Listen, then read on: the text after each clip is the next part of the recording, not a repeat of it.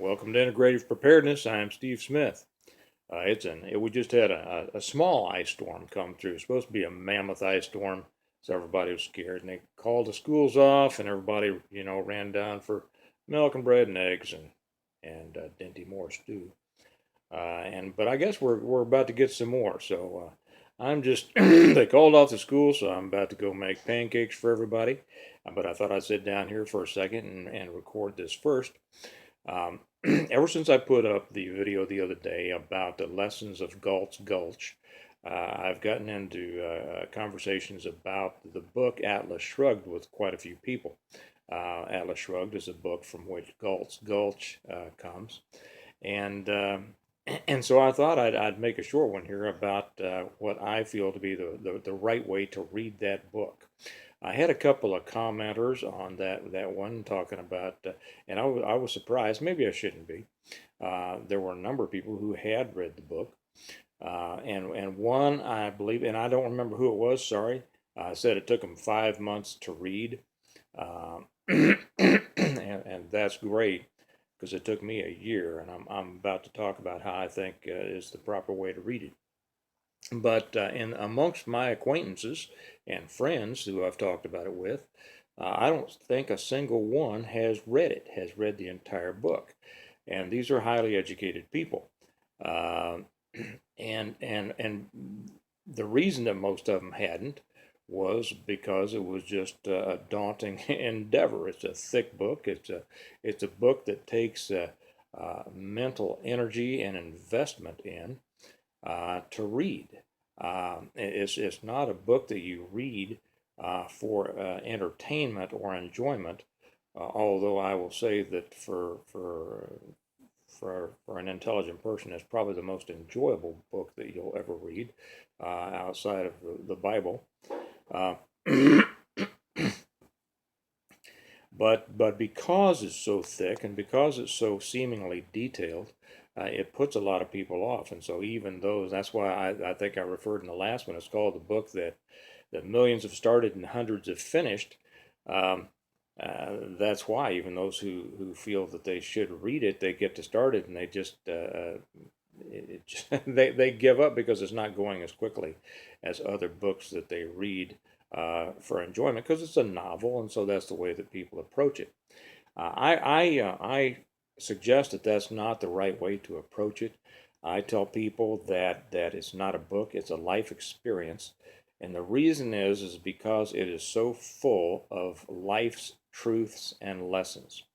So, the way um, it took me a year to read it, and this is why I'm getting my suggestion on how to read it. Don't sit down with that book and expect to fly through it. You don't want to fly through it. It took me a year to read because when I did, I just recently left working for the government and gone into private business, of my own business, and the culture shock was unbelievable. I had left government because I had come to realize and to feel that the way things were being done just wasn't right. Um, and maybe I'll get into that in more detail in the future. I don't know. But I had left in disgust at what the government, what I realized the government was, and it wasn't serving the interests of the people, nor did it care to. So I left and I got out into the real world. And it was maybe, I don't know, a year or two after that I read Atlas Shrugged. And I'm not sure that I would have had an understanding of it, as good of understanding of it or appreciation of it, if I was still working for the government. I might have laid it aside. But because I had come out into the real world and then had a greater understanding of how things really should be, uh, that allowed me to appreciate it. I'm not a particularly fast reader, and it's because I don't want to be. If I'm going to read something, I want to enjoy it. I want to kind of savor it. I get into um, to the story and to the people and to the descriptions. I want to live in the book. If I read a book, I don't want my time to be wasted. I want to get as much out of it as I can. So I sometimes find myself intentionally slowing down my reading so that I make sure that I get everything out of it I can. With Atlas Shrugged, I found that I didn't have to make myself do that. At the time, like I said, I was in business for myself, and so when I would read, it would be late at night when I went to bed, and I'd a lot. Usually, I'd say, okay, I'm going to read for an hour, and then put it aside. Um, Atlas Shrugged was something different. Once I started getting into the real meat of the meaning of the book, which didn't take long, I would find myself anxious, eager to get into bed and to crack that book open, and with a cup of coffee and a cigarette. And yeah, for those of you who drink coffee and smoke, you understand that. It's the last thing that you do for a coffee drinker and a smoker. I no longer smoke. I quit a long time ago, but I still love coffee.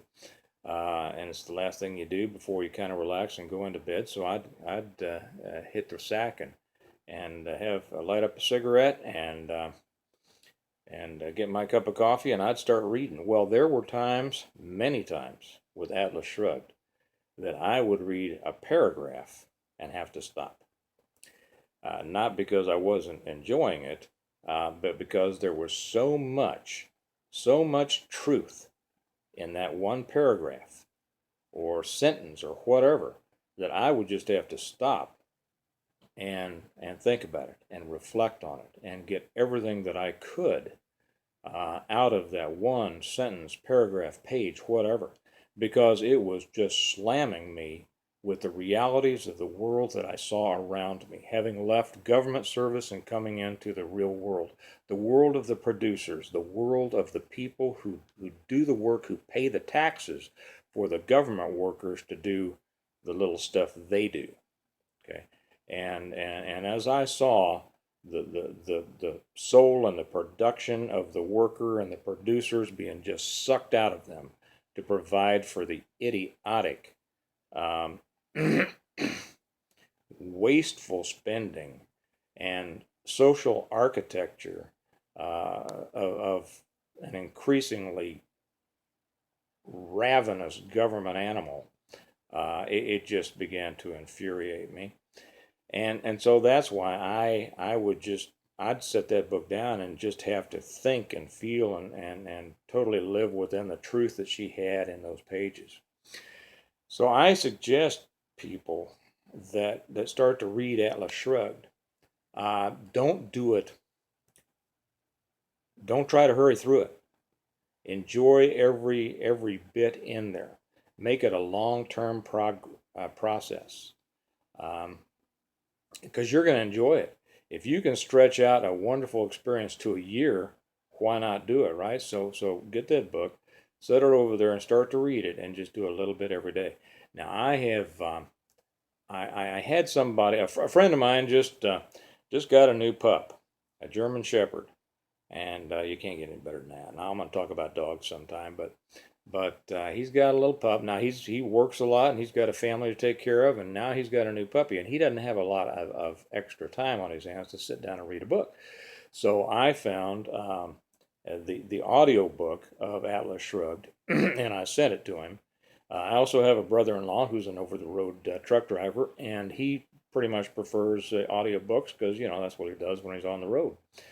And so I think my wife sent it to him. Now I'm not a big fan of audiobooks. I think that it loses something, and certainly with Atlas Shrugged, it's probably something that you would allow to continue to run if you were just listening to it and not be able to kind of wallow in the truth that you find in the pages like I did when you're able to set it aside. But maybe I'm wrong. I don't know.